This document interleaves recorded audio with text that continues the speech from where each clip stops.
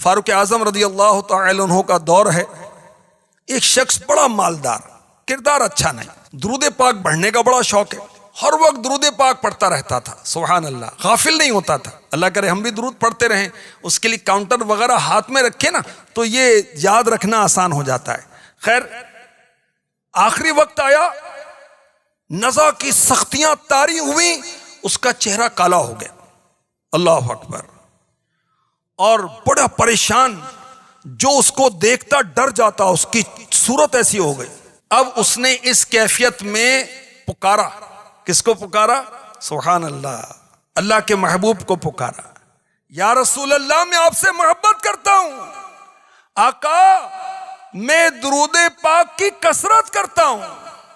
اللہ اکبر. ابھی اس کی بات پوری نہیں ہوئی تھی، آسمان سے ایک پرندہ نازل ہوتا ہے اور وہ آ کر اپنے پر اس شخص کے چہرے پر پھیر دیتا ہے، اور اس شخص کا چہرہ جو کالا ہو چکا تھا اس پر کے پھیلنے کی برکت سے فوراً جگمگا اٹھتا ہے، روشن ہو جاتا ہے، کستوری کی خوشبو آنے لگتی. وہ شخص کلمہ طیبہ پڑھتا ہے اور اس کا انتقال ہو جاتا ہے. اب غسل دیا گیا، کفن پہنایا گیا، قبر میں دفنایا گیا. جب لحد میں رکھا گیا، غیب سے آواز آئی، ہم نے اس بندے کو قبر میں رکھنے سے پہلے ہی کفایت کی.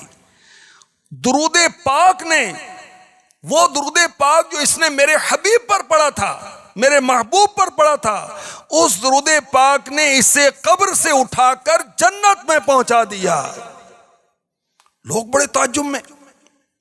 جب رات ہوئی تو کوئی کیا دیکھتا ہے؟ یہی شخص جو عاشق درود و سلام تھا، سبحان اللہ، زمین و آسمان کے درمیان چل رہا ہے اور پڑھ رہا ہے، ان اللہ وملائکتہ یصلون علی النبی یا ایہا الذین آمنوا صلوا علیہ وسلموا تسلیما. درود پاک پڑھیے. صلی اللہ علی النبی المی وآلہ صلی اللہ علیہ وسلم. صلاۃ و سلام علیک یا رسول اللہ. سورہ احزاب کی آیت نمبر 56 ہے.